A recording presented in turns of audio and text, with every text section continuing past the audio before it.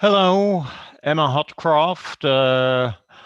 I welcome all of you at home to this new talk organized by Was Civic, the new Science Gipfel. We have already had other panels with a group of scientists. Last time there were former members of the COVID task force, Christian Althaus and Monika Büttler. This time we have only one guest, but a very special guest. We're very happy about Emma Hodcroft, who at various stages of the public debate in Switzerland on the pandemic policies has played a very important role.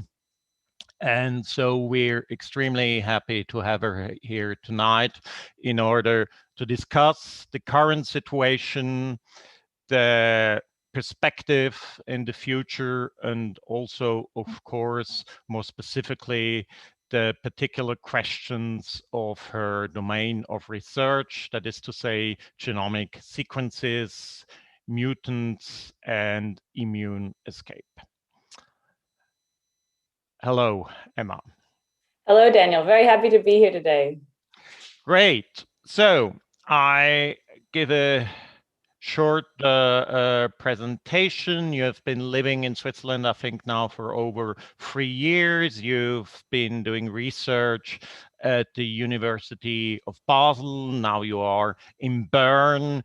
You are a co-developer with Richard Neher and a large team of scientists of Next Strain, a platform that presents data, collects data from all over the world into viral genomic strains. It existed obviously before COVID came along, but then when the COVID virus appeared, well, you were up and ready to to confront it, which you did, and now I guess it takes up all of your time.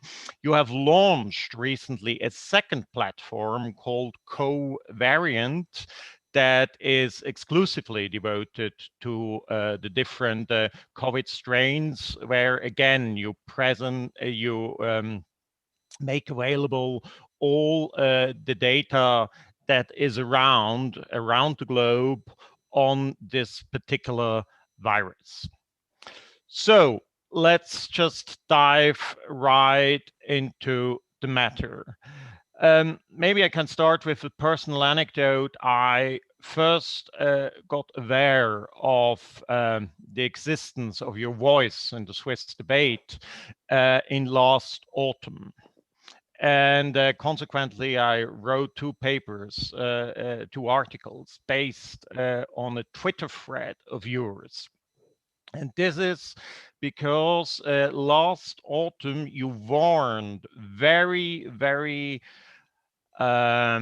impressively, let's say, against the danger of a second wave. And you said it was the public debate, the cases were rising, but hospitals were empty, and there was basically no death toll at all.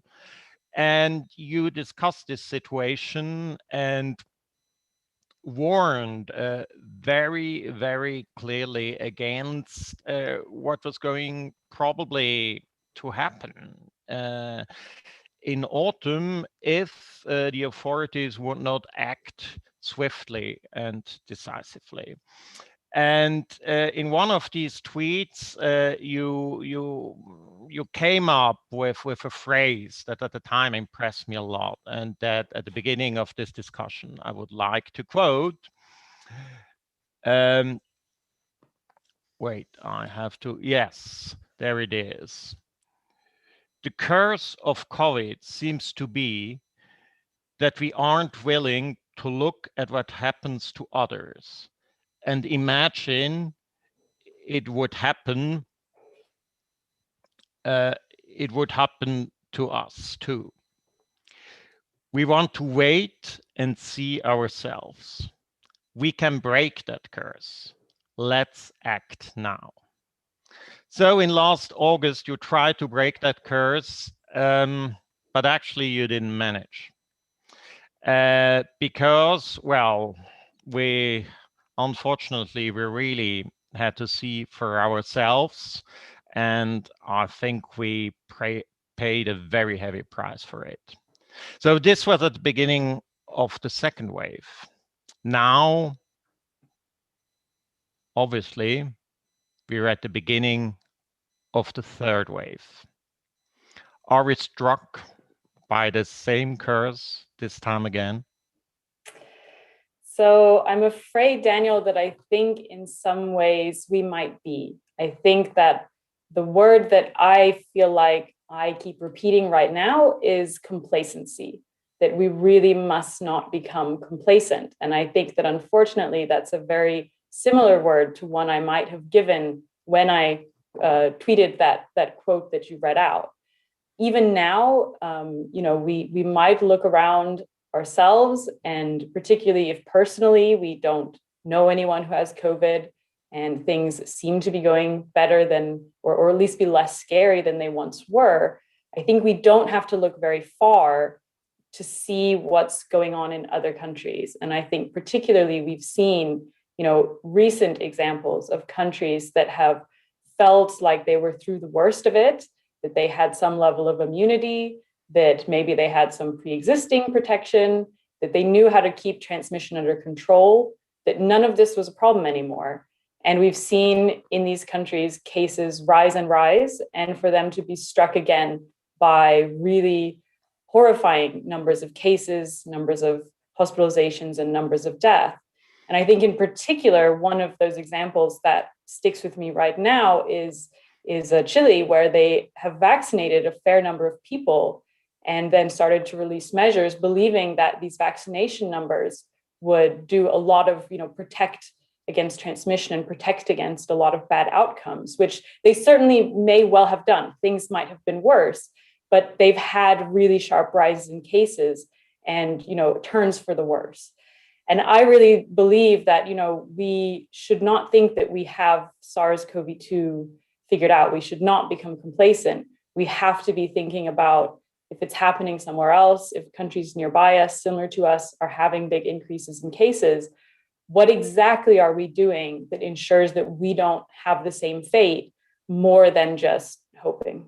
Mm-hmm. Well, of course, you know the argument very well. By the way, the argument was already made in last August when you compared the situation in Switzerland to Florida. You said, well, just look to Florida. We are like 1 month behind, and we are going to encounter the same fate. Our hospitals will end up being filled as well if we don't act now. I even remember discussions with Swiss politicians where I confronted them with exactly that argument, and then they said, but come on, how can you compare Florida with Switzerland? It's a totally different situation. And now, if we take Chile, of course, all the different factors we know about that now are part of the equation.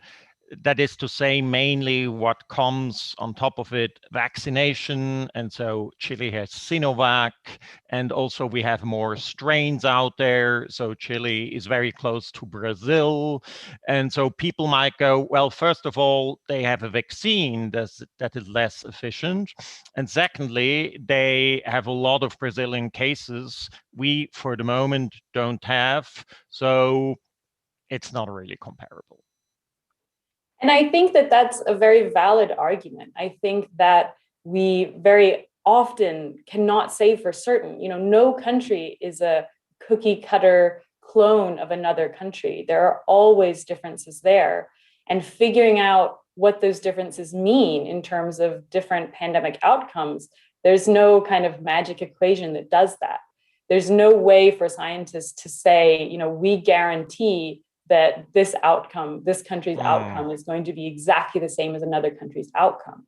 But I think when it comes to the pandemic, one thing we've seen over and over again is that just kind of believing that you're different without having, concrete things you can point to and say, this is what we are doing to make a difference, has not been a super successful strategy. And at least when we look at the past, I think we can see that if we maybe had taken more lessons from even dissimilar countries, we might have been able to avert some of the hospitalizations and the deaths that we've seen in the past. So for me, it seems like going forward, well, maybe this is another chance where we can take some lessons, even from countries that aren't completely identical, to help us prepare and hopefully prevent more deaths and more hospitalizations than would be necessary.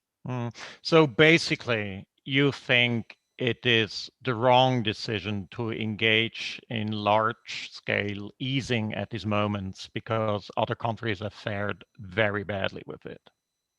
I think that we have to be mindful of these decisions that we're making and what the consequences are. So there's, different types of restrictions have different impacts, both economically and socially and on the virus. Some things are higher risk, some things are lower risk as far as transmission. On the other hand, some things are really economically damaging, some things are less economically damaging, and the same, of course, for kind of social mental welfare. We don't have to stay locked in our houses, but I think we have to take a very logical look at what are the trade-offs that we want, as a society. If we can do this, that might increase transmissions, but maybe it has a big impact on people's well-being. But on the other hand, does that mean that we have to keep another thing closed or keep it more restricted so that we can allow the first thing? There's trade-offs and decisions to be made there. And those are tough decisions. There's no handy rule book to tell you exactly what the right balance is. And different countries have taken different approaches here. But I do think that we have to look at the situation that we're in right now in Switzerland. We now have the most prevalent variant circulating is this V1 or B117, the one that was originally identified in the UK. And we saw the devastation this caused in the UK, in December, January, before they brought it under control. We've seen the increases in cases in other countries in Europe that's very likely, at least partially attributable to this variant. And I think, because it's more transmissible, it means that it's harder to cut those transmission chains. And so I think we have to be really cautious thinking about what can we do if we're going to increase transmission in one area, how can we bring it back down in another against the background of a variant that is more transmissible in the first place. So that basically means we're taking huge risks. I think we have to weigh up that's a real possibility here. No scientist can predict the future, but with a more transmissible variant, we've seen that cases have been rising slowly anyway. We do have to ask, what is the outcome that we're going towards and what's the plan? And I think in a large part, there's been a lot of discussion around, we've vaccinated many of the most vulnerable people, so we can now kind of handle a higher case rate. But I think that it's a little bit dangerous for us, for one thing, to act like we have this really fine-grained control over the case rate. As we saw last autumn, we had this stable to very slowly rising case rate for a long time, and then the brakes just came off and cases started skyrocketing. We don't necessarily have a tap that we turn, a little more cases, a little less cases. And it's important to remember that when we do introduce or loosen restrictions, there's a real lag time on when we see the impact of that. So we can't reduce hospitalizations tomorrow. That takes, a month or more. So we need to also be thinking about, even if we can handle a higher case rate, how do we make sure that stays at exactly the level we can handle, and that we don't have it suddenly take off to something much more and start seeing outcomes that we really don't want to see. Mhm. You've mentioned the fact that also we always have to ponder transmission in different spheres of public life, and especially with regard to B.1.1.7, that is more aggressive than the older variants. Now, in Switzerland, it has been a huge debate as schools remained open. Well, for understandable reasons, of course, they are more or less the last thing you want to close. So there are certainly good motives, but of course there's a rising number of cases among school children. Very clearly, there is a rising number of um, infections within schools. It's quite dynamic. And as you've been studying B.1.1.7, also it's like from the side of its nuclear structure. What is your position on the dangerosity of the virus for kids and for school kids especially? So this has been a question that has been very hard to answer from research. And part of that is because every school system in every country, of course, works a little differently, and everyone's had different kind of protection measures, different restrictions, and of course, just in general, different ages are mixing or not mixing, and classrooms hold 10 students or 30 students. So it can be hard to make comparisons and hard to really look at this in detail. But we do know that, of course, children can get SARS-CoV-2. Thankfully, they are at much lower risk of having a bad outcome. So much lower risk of being hospitalized, even of just being severely ill, and certainly at very low risk of dying. But the big question here, I think, is what role might they be playing in wider transmission? So you can imagine that particularly in the close environment of a school, and children, of course, are notoriously not wonderful at social distancing or hygiene, that if any virus gets into a school, it can often spread really easily. The risk may not be to the children, but then who they go home to their parents, who their parents might then pass it on to, and of course, at risk and elderly relatives or friends. Now, I would certainly say that prioritizing schools being open is something I feel very strongly about. Children really suffer when they're taken out of education. There's just no replacement for in-person education. And we also have to consider the huge knock-on effects that this then has on parents who have to then take care of children, try and coordinate schooling, and do their jobs. This is an almost impossible task.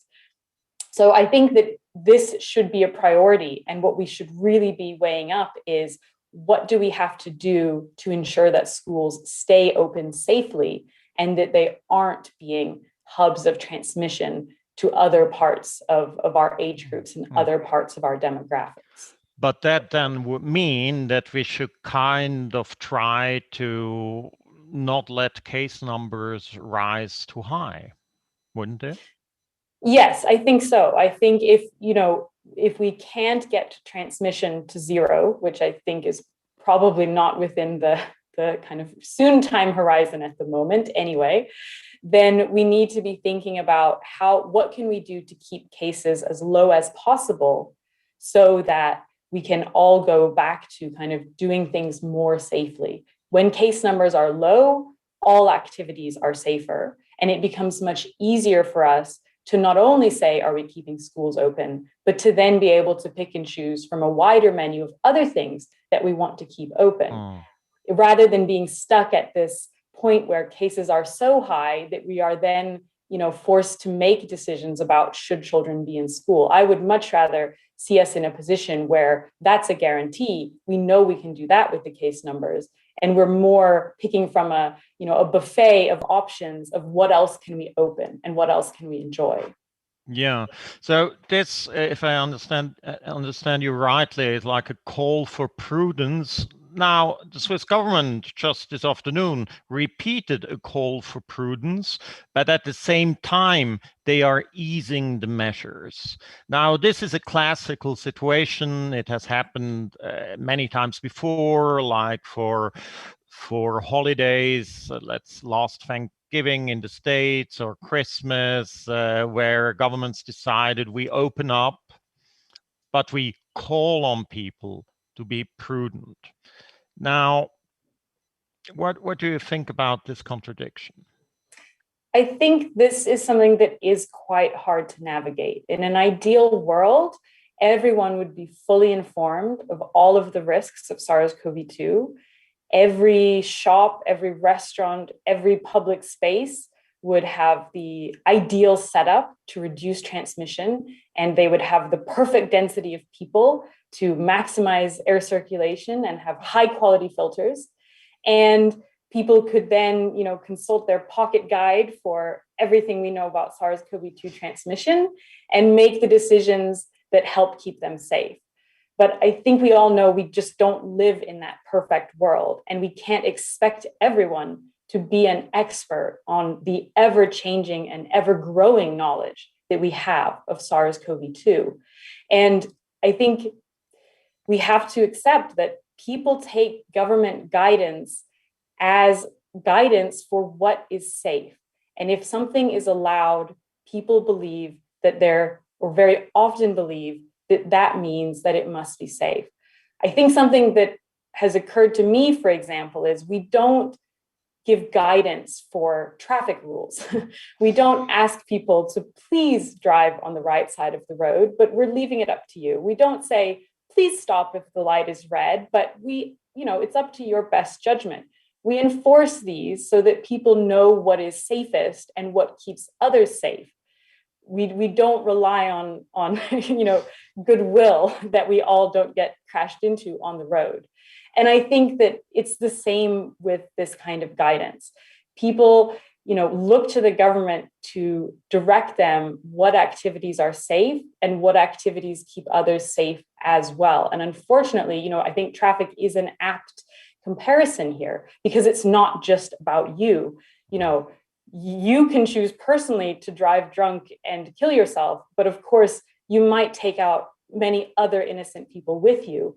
Unfortunately, the same is true with infectious diseases. It's not just a personal choice, it's a wider community choice. And that's why I think people in particular look to higher bodies to help them understand what's safe and what isn't. Yes, so that of course, we're going to see how it plays out. But I think we've been several times through these cycles of calls for responsibilities, depending on the judgment of the individuals by governments. And it has a tendency not to work out for the reasons you've just invoked. Well, let us address another topic. First of all, testing. Testing is receding in Switzerland for the moment. There are less tests now than there used to be, which might be a problem for our capacity to appreciate what is really happening out there. Like, what's your take on this? Do we test enough? Do we have a clear picture of what is going on the virological front? So testing is always, I think, really important because this is what lets us see the most easily kind of what our dynamics are doing. And there's some speculation that maybe the official number of tests has gone down because more people are taking advantage of the antibody or the antigen tests, the free tests that you can take at home, which of course those don't get magically reported positive or negative to anybody. And certainly I would very much like if this is the case. I hope that this is the case. But still, I think knowing these official numbers is really important because it gives us a sense of how well can we be understanding what's going on as far as estimating the R number, making sure we have a representative understanding across Switzerland, not just in a few, populated areas. And it also, testing is really important for people to, of course, modify their behavior. It's much better if people figure out or find out that they have SARS-CoV-2 early in infection so that they don't, they can cut down on the number of people that they risk transmitting to. I would really like to see both types of testing, the take-it-home antigen test, which is of course very easy and kind of accessible, and PCR testing become much more ubiquitous, that people feel like this is something that's easy to get and accessible to get, and that they can make sure before they go to work or before they go to a party or meet with friends or go to dinner somewhere, they can make sure that they're not going to be the one who is forming a new transmission chain. But I think still there's hesitancy for many reasons. I think just inconvenience is probably part of it. If you have to go out of your way to get a test, you might be less likely to do it. Fear of having to quarantine and what's going to happen to your children or your job while you're quarantining, and a general sense that, it's springtime, maybe things are doing better. It doesn't seem like I have SARS-CoV-2. Nobody I know has SARS-CoV-2. Let's just assume I don't have SARS-CoV-2. But I do think, testing is the way that we see how the pandemic is progressing. And so I do think that more testing is in general better. There's also another kind of testing, like genomic sequencing, which is your specialty. Well, maybe in two phrases, can you explain to us what it is about, why it is important?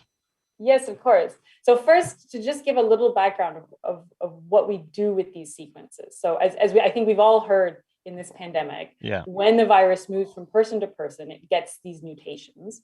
And even though we've seen some examples recently where those have influenced the virus, like B117 and becoming more transmissible, most of the time they don't change the virus.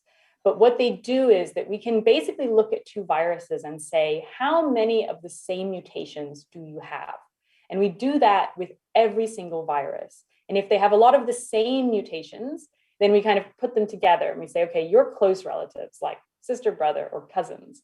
And if they don't have many of the same mutations, they go further away. And we say, okay, you're, distant cousin 72 times removed, who knows that you were ever part of the family.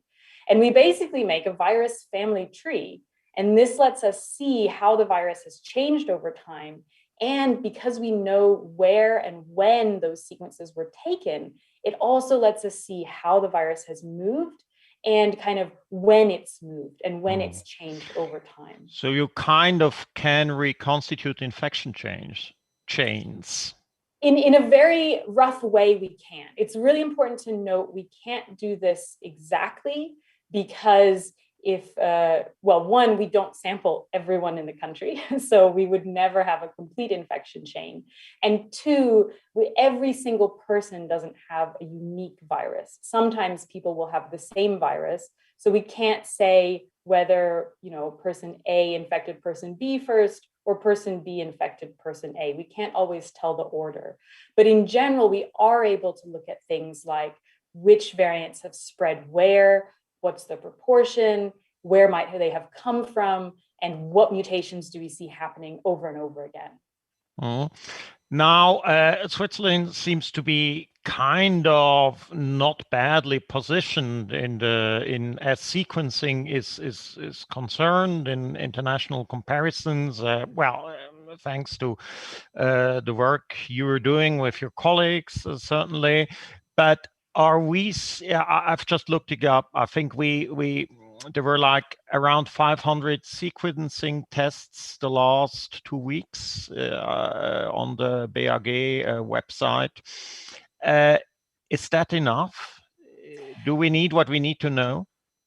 So I think when it comes to sequencing, there's always something you can do with some sequences. The question is, what do you want to do? So of course, I just say this because of course, 100 sequences is better than no sequences. You can get some information out of that. But with more sequencing, you can get more information. I do think Switzerland is actually brilliantly positioned to take advantage of this. We have an amazing network of scientists that this is their specialty. And we have a lot of great collaboration between both sequencing companies and between academic research institutes here in Switzerland. And I definitely want to give credit to Tanja Stadler, who in particular has made a lot of the sequencing, particularly early in the pandemic, possible, though there are many other scientists like Adrian Egli and the scientists in Geneva who are also contributing to this effort. But what we can do with even more sequences in Switzerland is get an even more detailed landscape, kind of a better understanding of exactly what's going on. So we can better understand, for example, we might be able to start seeing connections between where does the virus spread in Switzerland? Where are the connections? What cities might be having more transmission between each other, or what age groups? And then on top of that, of course, what we are very concerned about these days is variants of concern or emerging variants of concern. Because we don't know about them until they appear, the only way we can detect them is through sequencing. And Switzerland is no exception to anywhere else. We could develop variants just as much as any other country. And the faster that we can flag those, start studying them, and start seeing how they're spreading, the better chance we have of containing them, or at least understanding very early on how risky they are, or whether they're not a risk at all. So I really think that Switzerland, I'm hoping that sequencing will continue to increase, and that we can start using this to get a really detailed picture of the pandemic here. And I'm actually even hoping that once we have this network and this kind of speciality set up, that even after the pandemic, this expertise can be funneled into making Switzerland a leader in more general genetic kind of understanding of diseases, because we can take this quite easily, what we build up now, and use this for many other diseases, and really start finding out all sorts of things about how different viruses transmit. So it's an investment, not just for this pandemic, but for the future as well. Mm-hmm. But are we well positioned? Do we practice enough sequencing and quickly enough to catch something like, the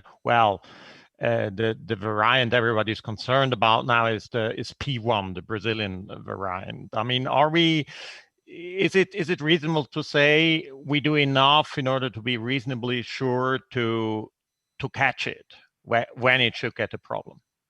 I think ideally it would be good to have a few more sequences. I think it would be good to have a few thousand sequences a week. And it's also important that these would be well spread across Switzerland. We don't want to miss something just because it's in a small canton. We want to be just as likely to catch, a variant appearing in a small town as in the hubbub of Zurich. So we also want to make sure that we're getting what we call a representative sample, a good distribution of sequences from across Switzerland. But you're right, timing is important too. In Switzerland, on average, we're going from sample to sequence in about 2 weeks, which is pretty good. Sometimes it takes up to 20 days, but really given everything, I think this is not bad. But of course, our responses would always be faster if we can cut down some of those times. And I think that, there are scientists working on this, and I think that some of these things can be improved. So just making sure the samples get from the swab to the sequencing company a little bit faster, making sure that they then get sent to the scientists a little bit faster. For every day we can shave off, that's a little bit faster that we can be looking at what's really out there. Mm. I mean, what we've been observing over the last months is the or at least to the non-expert, the rise of mutants, which probably, the virus is mutated all the time, but then it accelerates as infections rise. And now, like every week, now we have the Indian variant, we are scared about the South African, about the Brazilian, and the whole topic of new variants became a concern for the larger public with the British virus. So it's kind of new, and it seems to accelerate. And is it going to accelerate ever further? Because, the the virus is spread out, and or how is this going to evolve, and how are we going to get control over this? So I think it's first important to kind of point out that there's two things that have happened in the last few months. One is that we really have detected variants of concern, like the ones originally detected in Brazil, in Britain, and in South Africa, that really do have, concern in their transmission and their behavior. Because we've picked up on those variants of concern, we've also now seen an unprecedented effort to increase sequencing around the world and to start looking at those sequences for mutations of concern. And so I think we have to keep in mind that there's two things happening. One, I think legitimately there really are more variants with mutations that concern us, but we're also looking better, so we find more. So it's a twofold thing. And I think we always have to be a little bit cautious, because we will find, when you look, that's wonderful, we should be looking, but you will find more. And the hard part is actually figuring out how much of a threat, how much should we worry about this variant. And this is something that scientists are working really hard on right now, because we mostly are identifying these variants, like, for example, the one that's been in the media a lot that was detected in India, because it shares some of the same mutations that we see in the kind of original 3 variant of concern. But what we know a lot less about is how these exactly the impact these mutations have, and perhaps even more importantly, how they work together or maybe even work apart. So we see these mutations always, or most often, in groups, and between the different variants, they can be different groups. And we don't necessarily know, this mutation in this variant is with another that makes it worse, but maybe the same mutation in this variant is with another mutation that makes it less bad. And so it can be hard for us to know immediately, is this something that's really worrying or a little worrying or not worrying? And I think one of the big challenges that lies ahead of us is starting to really put together, how can we pick up not only that this might be a variant of concern quickly, but how do we know more quickly that this is the most important priority or something we just need to keep an eye on? Well, last summer, there was this theory very largely debated that there is a good chance that COVID will lose of its lethality because other variants will arise that are less dangerous and more dominant. This, as happens sometimes with certain kind of diseases.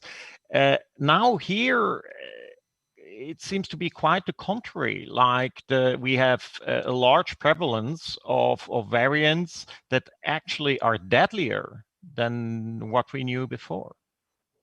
So the first thing I want to say is that I think we don't really have very, very clear information on the impact of the mortality rate for a lot of these variants of concern. There's been a lot of studies. I think we can say with some confidence that, for example, the British variant, it's not 10 times more deadly. We would definitely be able to see that at this point. But if there's a small change, it's much harder to detect. And we've had some studies that suggest that there is a small increase, some studies suggesting that there isn't. And I think that really, unfortunately, we don't have a super clear picture. So I'm not sure I would say that we're seeing a lot more lethal variants, but I do think that it's interesting to talk about what you mentioned. And I think that a lot of this idea that SARS-CoV-2 would become less lethal comes from a bit of a misunderstanding. The idea is that if a virus kills you before you can transmit, that's a disadvantage because the virus dies with you and it didn't manage to go on and get another person infected. But that's really extreme at the very far end of the spectrum. Viruses that kill incredibly fast. We're not there with SARS-CoV-2. Of course, for many people, it has been lethal and it's been a serious infection. But for the vast majority of people that get SARS-CoV-2, thankfully, they don't die. And actually, research suggests that a lot of infections probably happen either before you have any symptoms or when you have pretty mild symptoms. And so really, you're transmitting that virus long before you die, even if you're one of the few people who do die. There's not a selection on the virus to worry about being transmitted. So I think that's where this misunderstanding came, that it has to become less lethal. That's not a guarantee. Well, I would like to ask you, as we are talking about long-term evolutions of the situation, how are we going to live with that in the future, and also with regard to like the global situation, as now we are in a situation where now here in Switzerland we are scared of the Indian, the South African, the Brazilian variant.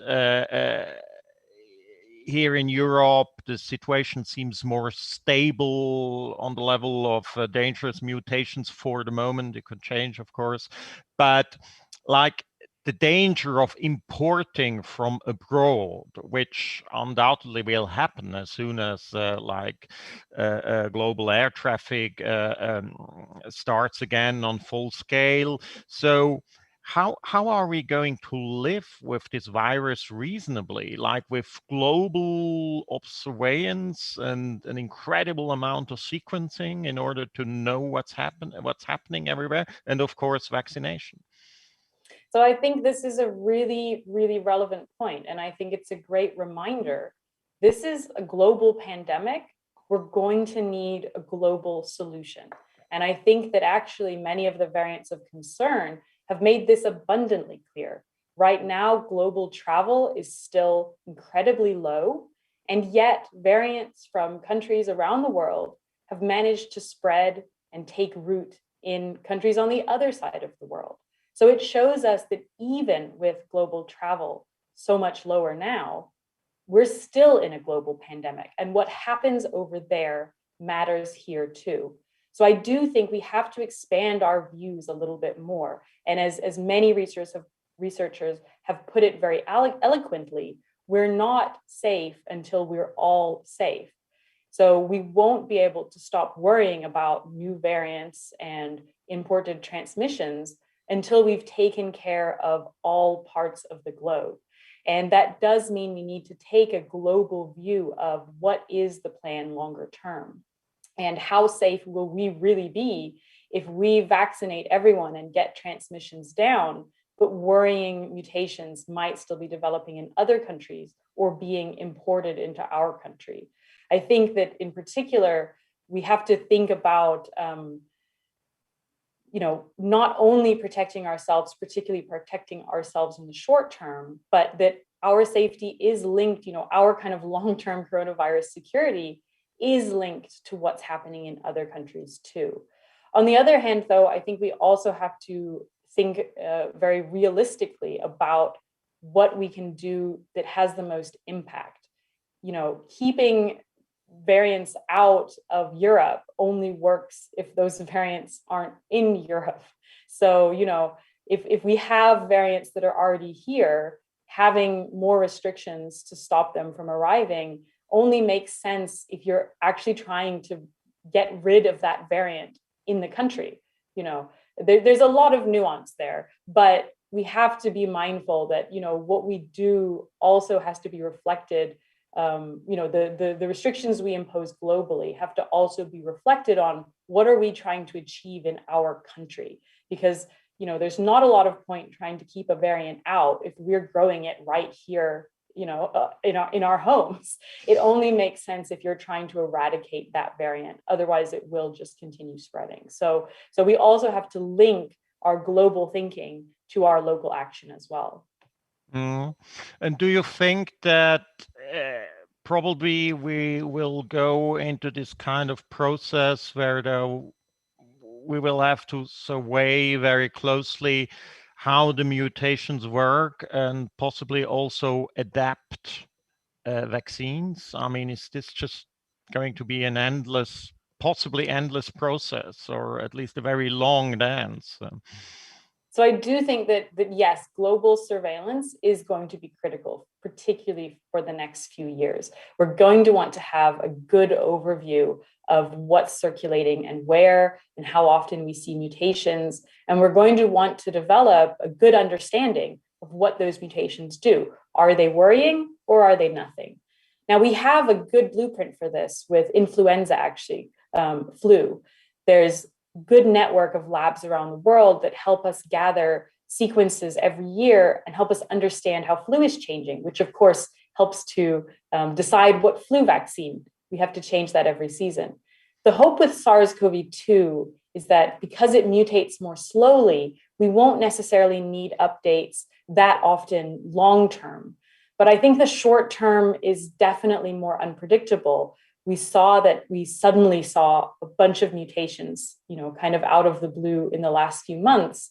And we can't necessarily say that we might not continue to see new mutations kind of responding to, for example, the vaccines in the future. So we're going to want to make sure that we have the sequences so that we can monitor that in great detail. Certainly kind of long term, I think the hope is that we might be able to make vaccines that don't need updating, vaccines that will protect people for the rest of their lives, no matter what the virus does. And I think that that's not necessarily a crazy goal to have. We've made amazing steps even in the last year when it comes to vaccines. And so I'm hopeful that we can come to some way that perhaps we can get one vaccine that will protect us from SARS-CoV-2 for the rest of our lives. Okay, yes, let's hope. I'm very glad you do not exclude the possibility, at least. So now maybe Dimitri can join us because probably we don't see it here, but there was a chat in the YouTube channel with the audience asking questions or making remarks, and we would like to present a few of these questions to you. So with a little bit of luck, Dimitri will join us. And yeah, there he is. So hello, you should be able to see me now. I have been reading the whole chat. Actually, it's two chats. So we have a German chat and one in English. And there have been a lot of very, very good questions. I don't even know where to start. So let's go and start with, a more general question, maybe on how we can deal with variants and mutations, because Nala asks, could we also use sequence samples or samples from the wastewater project in Zurich or in Lausanne, and then sequence out kind of the genome to find out what mutations are there in the general population? So that's a great question. And just to catch anyone up who may not be as familiar with this, the wastewater sampling means that because when you get SARS-CoV-2, it actually does come out of the lower orifices of the body, as well as out of your nose and mouth. And so you can actually sample wastewater to get an idea of how much SARS-CoV-2 you see. And you can actually look at some of those samples to get an idea of what mutations you see. Now, the downside here is that unlike a sample we take in your nose, which we quickly put into a sterile container and put in a fridge and take care of very scientifically, these wastewater samples have not had the wonderful treatment that scientists would give a normal sample. And so they're actually not as good quality. They can still be useful in a lot of ways, but essentially one of the things that happens is the genome gets broken into pieces. So we can still see if there are individual mutations there, but what we can't always see is whether they were part of one virus. So we can't necessarily say that this was one particular variant over another because we can't look at its whole fingerprint. But it can still be really useful to know that we're seeing some mutations that are worrying. And then, for example, that might guide driving people to go and take more sequences from that area so that hopefully we can then figure out what variant that is. So it can still be really informative to know that, even if it's not the whole picture. All right, thank you so much. So Nala, I hope this question has been answered. Then we have a question from Chrissy. She asks, Emma, can you explain the significance of convergent mutations between distant strains and what those mutations would mean for example, vaccine effectiveness? So maybe you might want to explain the question as well, as this is a more sophisticated one. Yeah, so this is also a really interesting question. And what this means, people might have heard this a little bit in the media, this idea of convergent evolution. What scientists mean when they say that is that we're seeing the same mutation in the same place, but we're seeing it in viruses that are not related to each other. So if we go back to the kind of family tree I spoke about earlier, if viruses are from the same family, we expect them to have all the same mutation. That's an easy explanation. But what's interesting is if we have many different families and they all have the same mutation, that can often signify that that mutation is beneficial. It's doing something that's giving these particular viruses an advantage. And that's why it keeps popping up over and over again. And we're seeing this right now with some of the variants of concern. Even though they're quite genetically separate, they have the same mutations. And I do think there are things we can learn from that these mutations must be or might be significant in some way to helping the virus. Of course, one of the things that can be hard to pick apart is that things that help the virus may not really have a significant impact on, for example, us.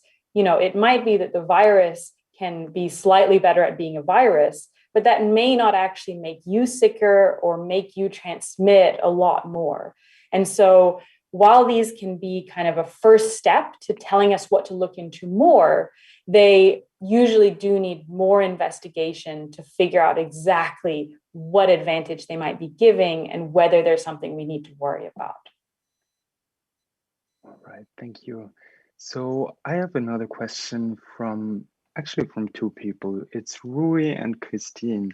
They have asked, India today reached a record of 305,000 infections. I think it's infections a day.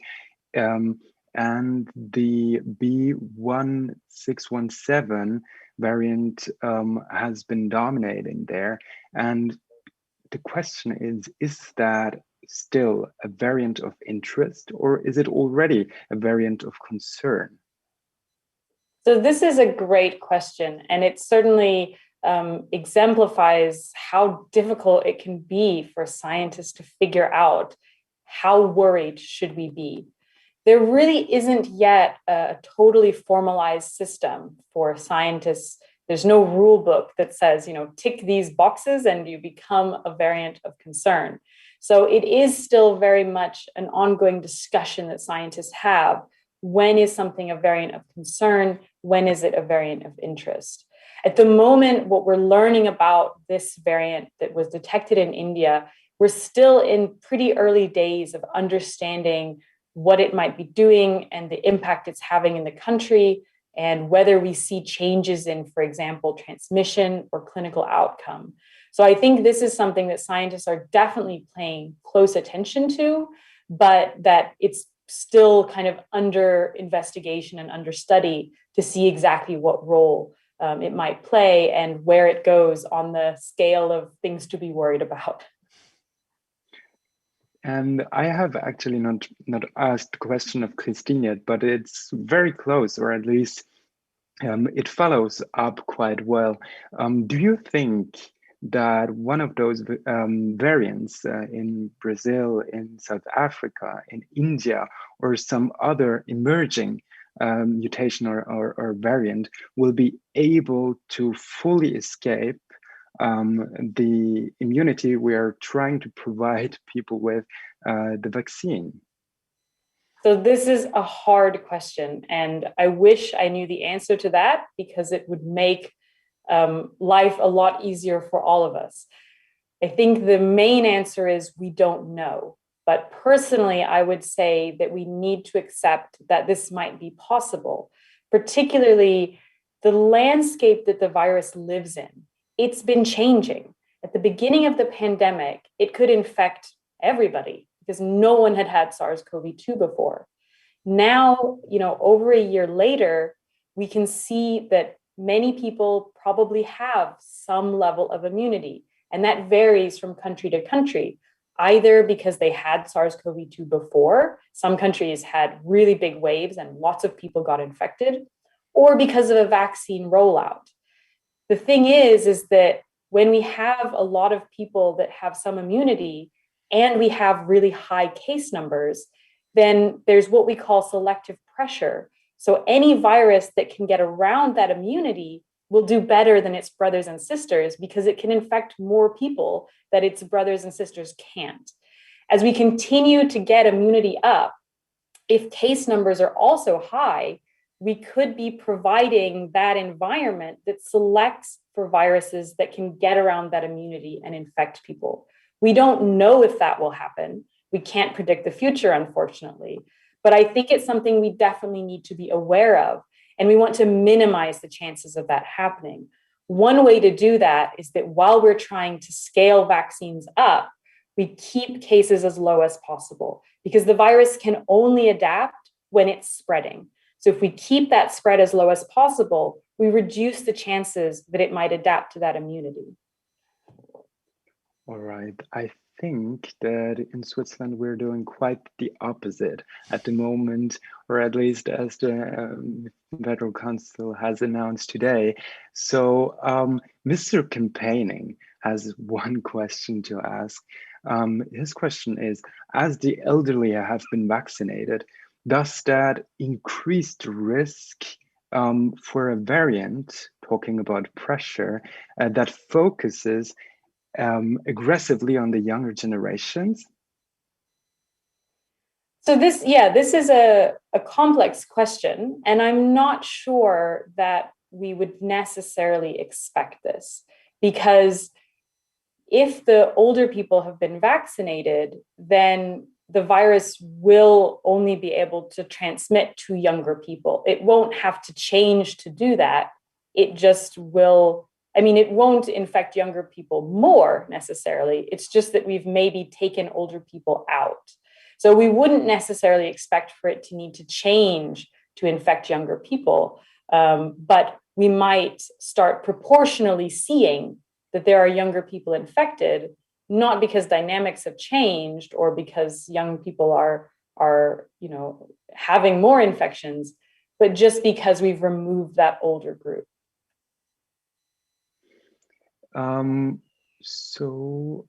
Let me just get to the definition of risk groups. Nala has another question, and she has actually written quite a few very good questions. Would the Federal Council need to adjust the definition of risk groups, as we have seen the B117 variant first discovered in Britain is more aggressive than the wild types or the former types we knew. So does that mean we should maybe think about redefining what we think of as a risk group? So there's been some studies in the UK, I talked about a few earlier, that have suggested that there might be a slightly higher mortality for the B117 variant. But I do still think this is quite on the fence and we don't fully understand this. There was also some early speculation that maybe B117 was being found more in children. But again, I don't think we have really concrete evidence that this is the case. So I'm not sure that this variant necessarily would mean that we should start redefining risk groups.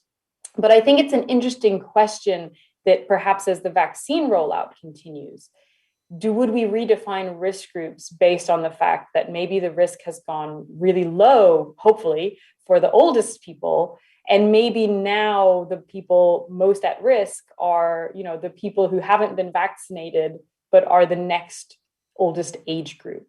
But of course, their risk is still very different. They don't have the same level of risk that an 80-year-old had at the beginning of the pandemic. But it certainly is an interesting way of maybe thinking about what will we focus on as different parts of the population get vaccinated, where will we start concentrating our efforts? So there has been one question now from Thomas, and it has come up before from Simon, I think, on whether or not we can learn from other countries. And the examples that people always bring in and often mention is Taiwan and New Zealand, Australia. What do you think could we as Switzerland or maybe as Europe learn from those countries? So I think this is a really important thing to reflect on, because I think we're often kind of presented that we have a choice between economic well-being and health of our citizens and health of the people who live in our country.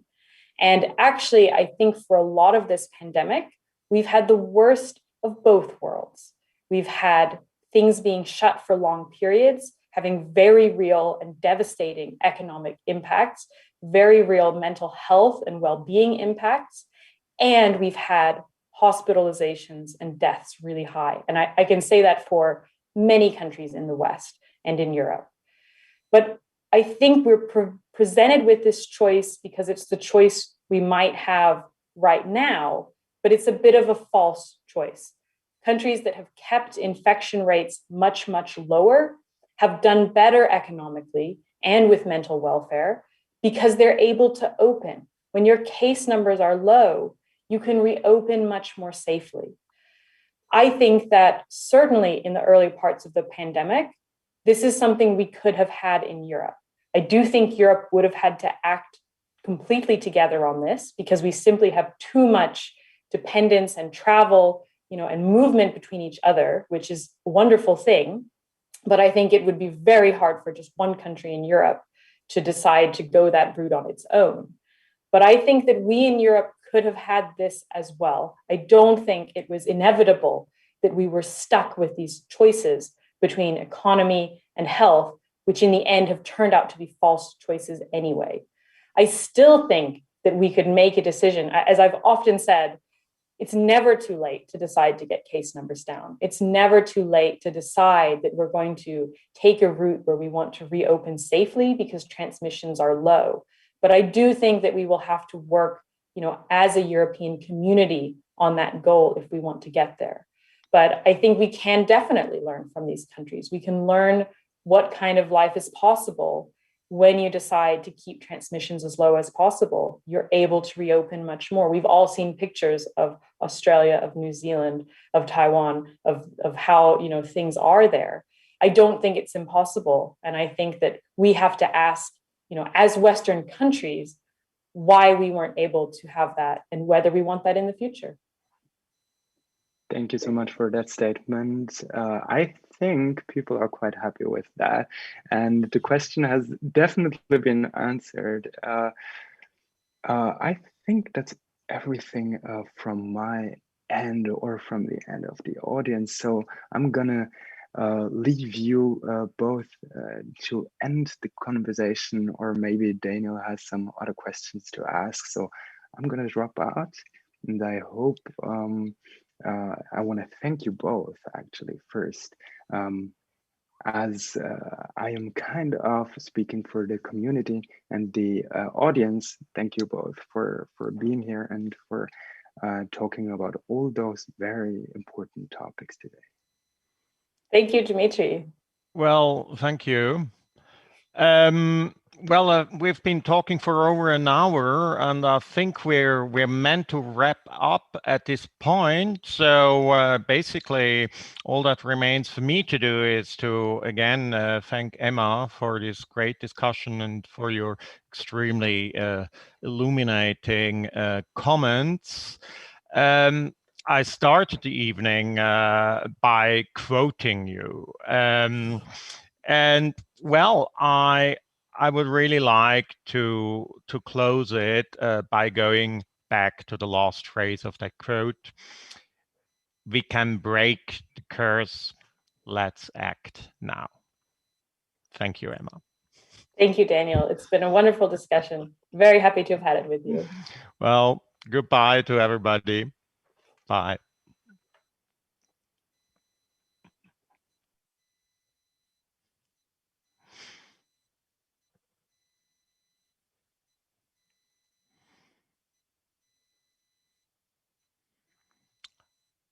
I guess we're off.